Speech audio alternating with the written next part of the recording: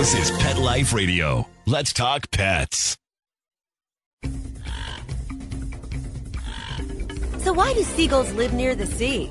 Because if they lived near the bay, they'd be bagels. Welcome to Wings and Things, where you'll find real answers to real questions about everything you want to know about pet birds. Care, feeding, bird products, travel, and more. Everything to make your frequent flyer a happy camper. From parrots to parakeets, cockatiels to cockatoos, you'll have a bird's eye view of everything there is to know about your fun, feathered friends. So, spread your wings and get ready to fly with your Wings and Things host, bird expert and author, Susan Chamberlain. Welcome to Pet Life Radio. I'm Susan Chamberlain, your host of Wings and Things, where it's always all about pet birds. And this time we're going to address some questions from listeners and readers and bird owners everywhere. We're going to be talking about plants and poop and a few other things that are really concerning bird owners today. Don't fly away. We'll be right back with our sound engineer and guest, Roberta Fabiano, with her mitered conure ratchet. Sitting on a branch overlooking the parking lot, the pigeons watched as a Mercedes pulled in below them. What do you think? One bird said to the other. Should we put a deposit on that car? Stay perched. Wings and Things will be soaring back right after these messages. What if you could protect the life of your cat with something so simple and affordable that you already use every day? Get ready for the evolution of kitty litter. It's Pretty Litter. Along with all the features you've come to expect from your kitty litter, Pretty Litter's patented and scientific formula will also monitor your cat's health and detect illnesses early while providing industry-leading odor control.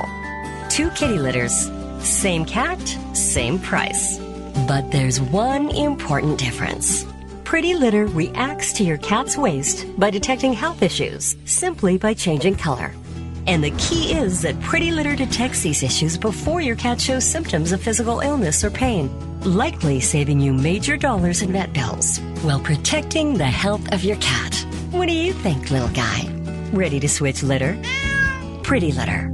Colorful insight into your cat's health. Go to prettylittercats.com/cat101 or use coupon code CAT101 to get 20% off your first subscription order.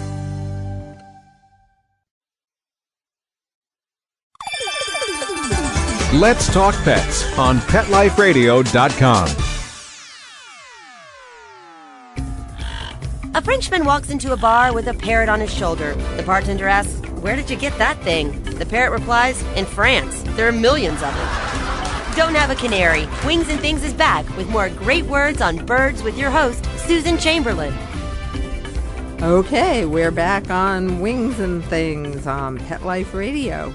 You know, in nearly 30 years of parrot parenthood, I've seen a lot of changes. When wild-caught parrots were the ones offered for sale, taming them was a big issue. Now the availability of domestically bred, hand-reared baby birds is the norm rather than the exception. Although behavior issues are still important, the focus is on training and behavior modification rather than taming. Cages have improved to better accommodate specific bird species and to suit the aesthetic and maintenance needs of their human companions. Remember the days when moths routinely flew out of a newly opened package of birdseed? Well, we now have access to varied and formulated avian menus instead of seed-only diets, and the packages improved dramatically. We no longer have flocks of moths flying out of them. Some things don't change, however. Bird owners often write, phone, or email me about household toxins, cleaning, health matters, and safety concerns. I could expound about the dangers of non-stick cookware and appliances every single week. Fumes emitted from heated non-stick cookware and appliances can kill pet birds very quickly. This time, I've received some questions about plants for an aviary and some problematic poop. Poop happens, And Roberta Fabiano is here to help me with some of these questions and give me some of her input. Welcome, Roberta. Welcome, Hey, Ratchet. it's great to be back, Susan. And here's Ratchet. I'm trying to get her to sing. Come on, Ratchet. All right. Ratchet, come on. Sing. Come on. Sing, come on. Shake your booty, go. Shake your... All right. Come on, Roberta. Is Ratchet ever really going to sing She on does Pet Life sing, Radio? and she will sing. You have to stay tuned. Okay. She wants everyone to listen. That's why she's not listen and just wait in anticipation. Okay. Well, we won't get her too excited. We won't talk about the poop first. Let's talk about Good the idea. plants. Do you have a question here from All right. somebody? We see our first question. It says, I would like to add some plants to my aviary. Do you have a list of poisonous and non-poisonous plants, or can you tell me where to get a list? Well, at first glance, this request is pretty easy. Bird Talk magazine frequently features lists of toxic and non-toxic plants. Many bird care books and online resources also list plants believed to be safe or non-safe to display where birds are present. A planted aviary can be beautiful and beneficial to the birds inside, but there are many other factors to consider when adding plants and soil to the avian environment. Yes. Yeah, definitely. Climate, the Right. species of the bird, the aviary size, and the location are also very important considerations. The person didn't mention whether the aviary was indoors or outdoors. Oh, that's important. Yeah, definitely. If it's outdoors, are the plants and soil in a sheltered area, or are they open to sunshine and other elements? I guess it's natural for your bird to go after the greenery, right? And they just do. My bird does. Yeah, it's pretty natural. It must be an instinct. It definitely is. In the wild, they strip bark from trees because there are good nutrients underneath the bark. But in the wild, they, in South America, the birds, the Amazons and the macaws and even the conures, they go to these clay licks. Oh, right, right. And they eat the clay off of these cliffs, and they think that clay counteracts some of the toxins in the plants. And, in your home, we don't really have any such thing. So we have to be careful to keep our birds away from toxic plants. Well, I was told that laurel was good for our birds, like if you wanted to put a branch of laurel in the cage. Well, Do you know about that? I'm not quite sure about laurel being on or off a safe plant list. And one of the things about safe and toxic plant lists is that they often change. New discoveries are made about whether a plant is safe or whether a plant may be toxic. Or an implant. When is a plant not a plant? When it's an implant? very Okay. There are other things too. Does the aviary have a soil, gravel, or concrete floor? How big are the birds? While small birds often find refuge in sheltering branches, larger hookbills may simply shred the leaves, make a horrible mess, strip the bark from the tree limbs, and poop all over everything. I'm not a really big fan of planted indoor aviaries because it's difficult to control the mold and mildew in a humid, controlled environment. And unless it's scrupulously cleaned up every single day, the leaves from the plants, bird droppings, discarded food, all of that will contribute to bacterial growth and development of mold on the soil and plant parts. Here's a question, though. What about plastic plant or a silk plant? Well, I don't know about the silk plants. You don't know what they've been treated with. You know how when you have a silk scarf, the silk scarf is nice and soft and it flows. Right. And when you see a silk plant, it's kind of stiff and standing up straight. What else is in that silk? Right. What kind of sizing? Are there little wires in the silk leaves that could possibly injure your bird? I would kind of stay away from them. A lot of them are imported. The dyes and the fabric treatments may not be safe. Some plastic plants, that might be nice in an aviary with finches or budgies or canaries, birds that aren't going to chew on them. But don't underestimate your budgie. I mean, they can be darn little beavers and really chew on things. Those budgies, my budgie is like destroyed perches and toys. She's like the a little wood chopper. She's the Godzilla. Yeah, that bird. Budgiezilla. But, if the bird isn't going to be able to chew on it, one of the advantages of plastic plants is you can take them out and simply wash them. So that's a good thing. It'll give you the look without the maintenance. Okay. But with big birds, again, big birds have big beaks. They could ruin it and make a big giant mess and possibly be damaged if they actually ingest the plastic. Okay. But I like to use potted plants where birds are housed indoors. I wouldn't advise hollowing out your floor and building. Who would do that? I don't know. I've been in houses where people have atriums and they have planters built into the floor, and it's very nice. It looks quite lovely, but it's kind of humid in there, and it's a great environment for the plants. But I'm just not sure about the birds. I'm really worried about the mold and mildew. But if you're using greenery indoors, spider plants are generally safe. You can place it on the floor or hanging from ceiling hooks around your bird's cage. You'll get the look without the danger there. Mm-hmm. And they can be easily located away from the cage. You can take the plant into the shower and wash it in case your bird does bomb it or throw food on it. That's a good idea. Okay. And you have to watch, the bugs. Sometimes the soil in the plants or the plants themselves can draw like mealy bugs and spider mites and all that kind of thing. A mealy bug looks like a little dot of cotton on a plant. And you might not notice them right away, but they can really infest the plant and suck the life out of it. They're usually on the back side of the leaf. But where do they come from? How do they just I don't know. Your plant? I don't know. I think they're kind of ubiquitous in the atmosphere because I've gotten them on an umbrella plant that I have up at the top of my stair landing. Mm-hmm. And I had that plant there for years, and all of a sudden, there were mealybugs on it. Maybe they came in the house on another plant. Maybe the eggs were airborne or something. Can people carry them on their clothes? Anything like that, do you think? I don't think it's very likely. Yeah. They're kind of sticky. They kind of have the consistency of cotton candy. Really? Could they get onto the bird's skin or anything? No. They wouldn't like the bird's skin. They like plants. They don't like... They don't like human. They don't suck blood. They just suck the life out of the plants. But, when you're planting things in your house, repot your plants whenever they become root bound. Use clean pots to reduce risk of mold and other contaminants. And, although many veterinarians advise against providing pet birds with grit or gravel, I add a layer of bird gravel on top of the soil in my houseplant pots. Yeah. It looks attractive, and it gives you a layer of protection from errant birds foraging in the soil. What is the bird gravel again? It's bird gravel. I guess it's like quartz or it's grit. It's sold in pet stores.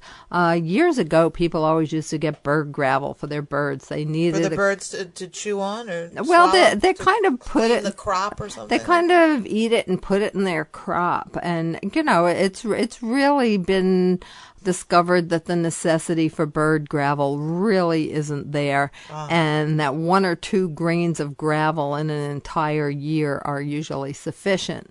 So I just use the gravel for the house plants. It sweetens the soil because it has some charcoal in it, and it looks nice. So what people put coffee in the soil sometimes to help it to coffee grinds. I guess so. I guess that? Yeah. I've heard of it, but I don't really know why people do it. I guess it adds some element to the soil. It does something really good. But one way I reduce mold development from my houseplant soil is I spray the soil very lightly with white vinegar every once in a while. Wow. And I kind of discovered that by accident.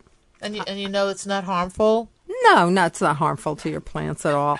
I don't spray it on the plants, actually. I just do a spritz onto the soil. One time, I looked at one of my plants, and there were mushrooms growing in there. Oh, my God. I know, mushrooms.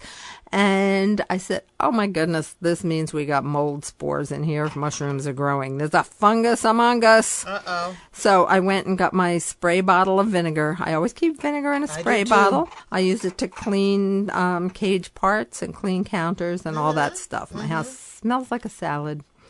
So I sprayed them. I sprayed it lightly with the white vinegar, and 24 hours later, the mushrooms were gone. Wow. Shriveled up and disappeared. Wow. So that was really an interesting experiment. I should have known that in grade school. It would have been fun to do, Yeah. how to make a mushroom disappear. But it won't work on people if you don't like mushrooms and someone serves you a plate of mushrooms. It won't work on those. Sorry. Oh, well. Some other things that are really good, when you have house plants around your bird, is make sure you have adequate ventilation.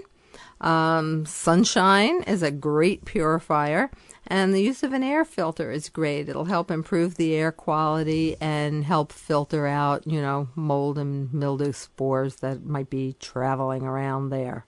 And outdoor aviaries, they are very interesting. I have a friend in Florida who has an outdoor aviary. And it has a pond, it's got trees, it's got landing platforms for parrots. Ooh. And he's got a flock of guinea hens running around under the flights eating the bugs. Oh. Yeah, not all of us can have guinea hens, but what are guinea hens again? Oh, they're a type of chicken. I guess they're from New Guinea. Mm-hmm. But they're a type of chicken. They're insectivorous, and they just run around hunting and pecking for bugs all day. And from what I hear, they're kind of noisy too. But do they fly though? I don't know. I don't think so. So are they eating the bugs that maybe the parrots should be eating, or we don't want our parrots to eat bugs? Well, I don't think I want my parrots to eat bugs.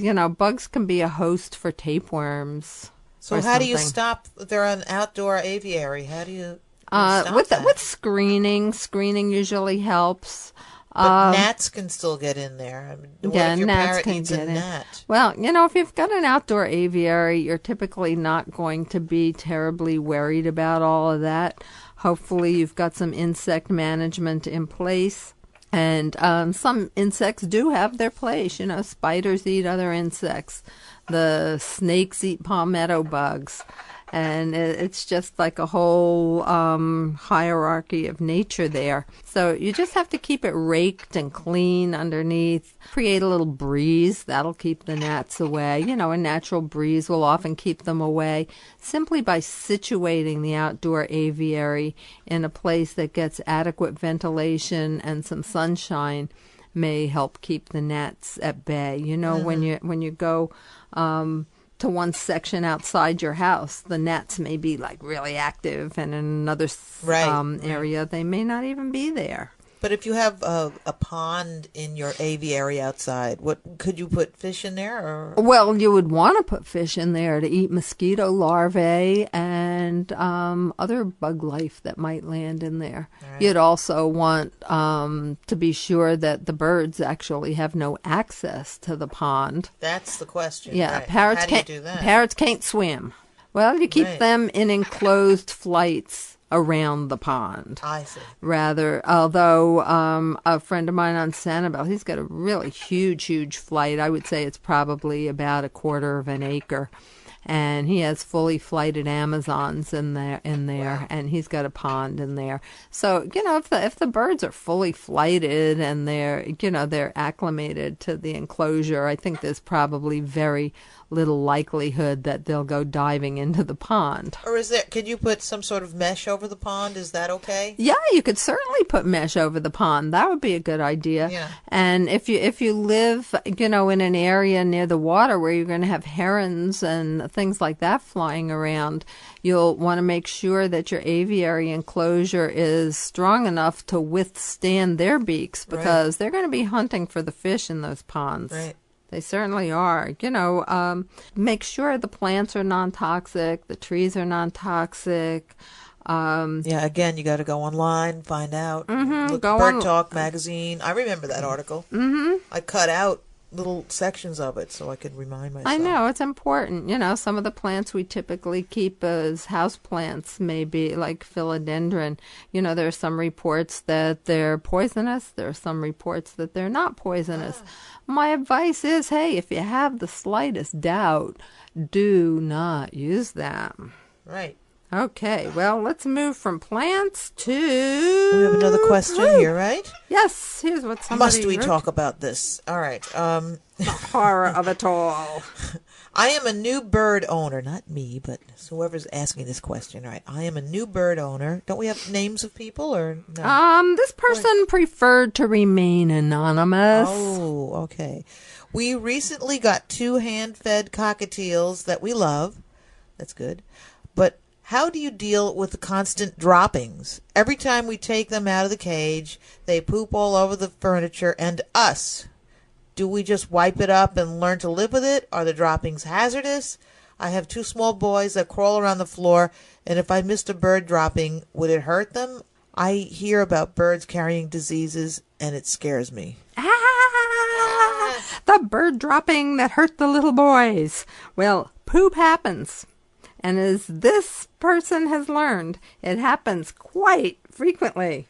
Unless the birds are suffering from psittacosis or other infectious disease that is transmissible from birds to humans, it's very unlikely that the children will suffer any ill effects from contacting the cockatiel's droppings. However, if droppings are permitted to dry and disperse into the air as a fine dust, the powder may exacerbate respiratory ailments or conditions like asthma or allergies. Right. And it may affect birds and humans alike. And oops, you know what? We need to take a break here for a second, and we'll be right back with more poop on poop.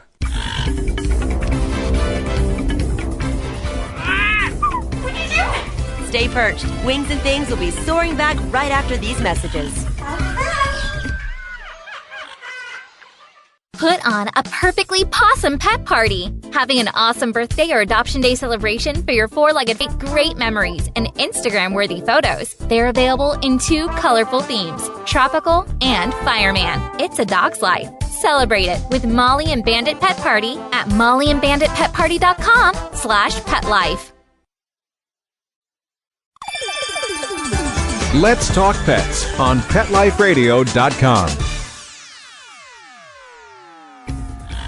A Frenchman walks into a bar with a parrot on his shoulder. The bartender asks, "Where did you get that thing?" The parrot replies, "In France. There are millions of them."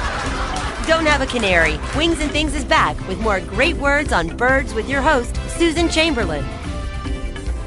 Okay, we're back on Wings and Things. Susan Chamberlain here And with... Roberta Fabiano here, and Ratchet Fabiano. Okay, is Ratchet going to sing this time? I don't Sing, think come so. on, sing.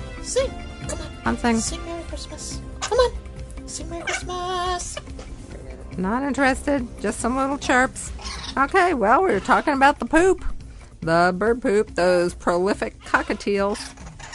And, I'm sure you've noticed that your bird goes quite frequently. Well, guess what? That's normal.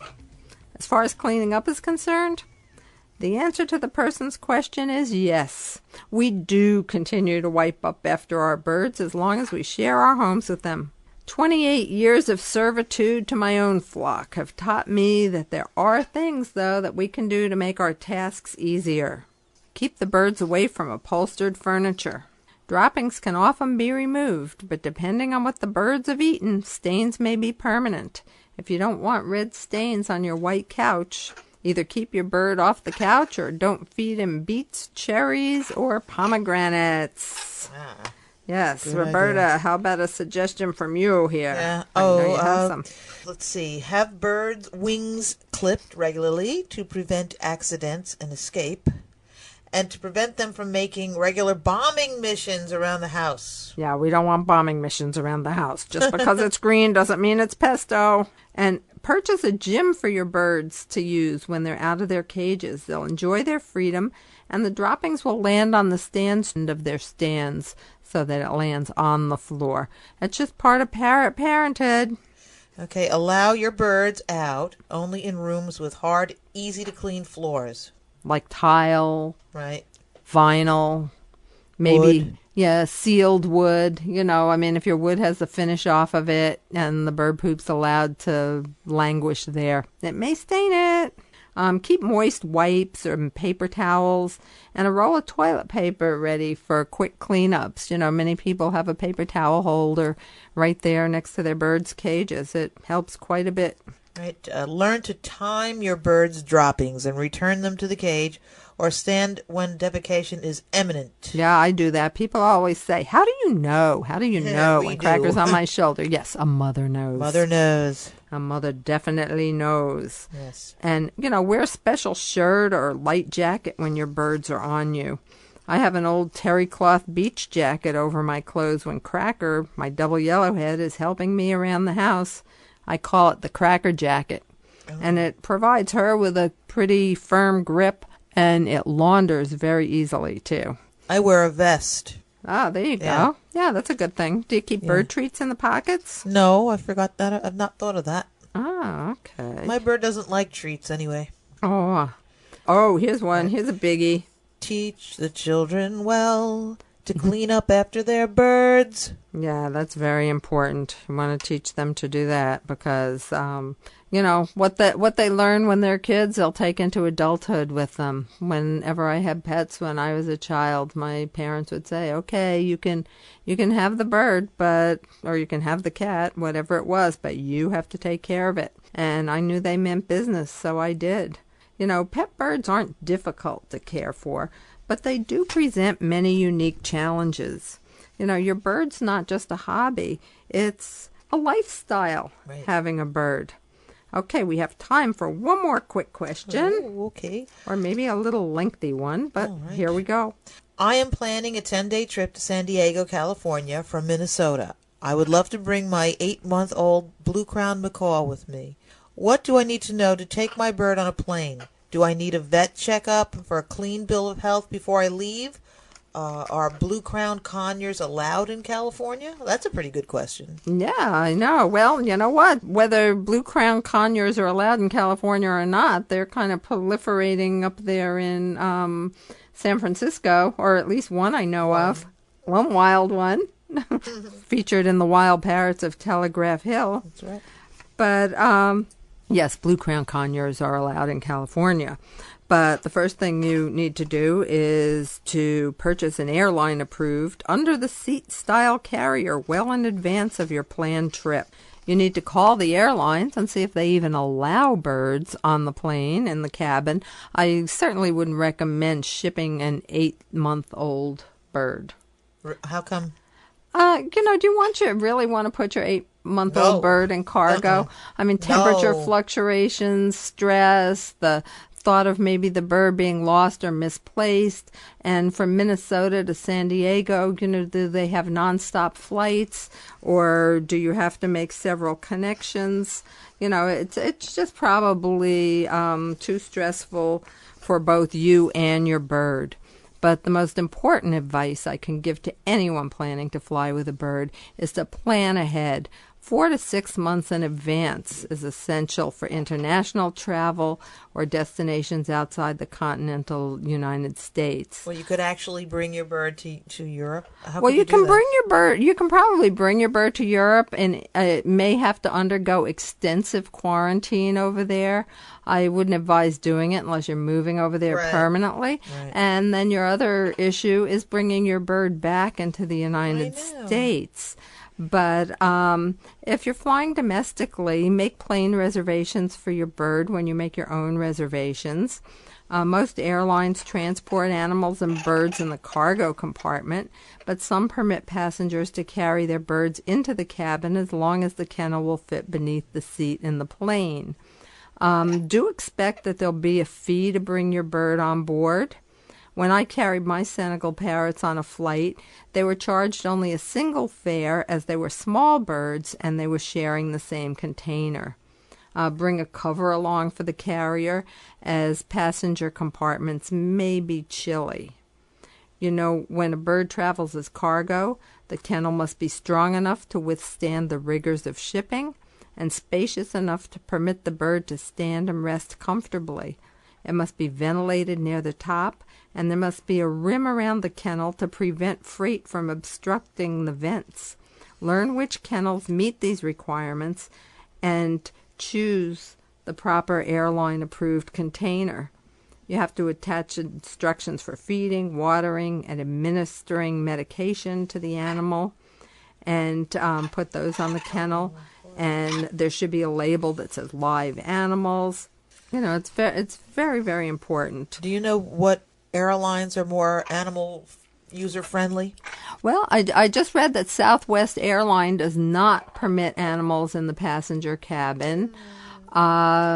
You have to call the individual airline. You know, it can change. I could say something today and they could change their mind tomorrow. And, you know, the big trick here, I guess, is calling the airline and getting somebody on the phone who knows about it. Although you should be able to. Just keep trying or ask your travel agent. I wouldn't recommend having your bird put in cargo, though. I don't think that's a good idea. No, I wouldn't either. But, you know, if you have a big macaw, you may have to. And I had a bird shipped to me one time by air, and it was absolutely fine. But again, it was a nonstop flight. You know, when you have a bird shipped, make sure that you are there to meet the bird when it is shipped to you.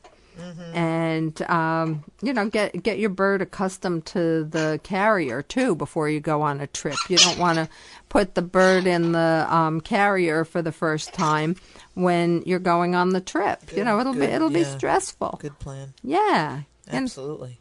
Yeah. And you don't want to give your bird a sedative or anything like that. Does anyone ever do that? Oh. Have you ever heard of a vet doing that? You know, or a sedative before traveling? Yeah. No, I haven't. I have heard about birds getting car sick. And in that case, it's possible that a vet may recommend some sort of medication. But again, you know, you would have to consult your avian veterinarian. I certainly wouldn't want to second guess that situation at all. And if you're traveling by car, you know, bring some treats for your bird. Get your bird accustomed to riding in the car by taking short, frequent rides to help your bird get accustomed to it. Extra water? Oh, extra water, or, you know, the water will often splash around. Get your bird accustomed to drinking out of a drinking water bottle and attach that How do you do that? That's another story in itself, to get your bird to be used to that.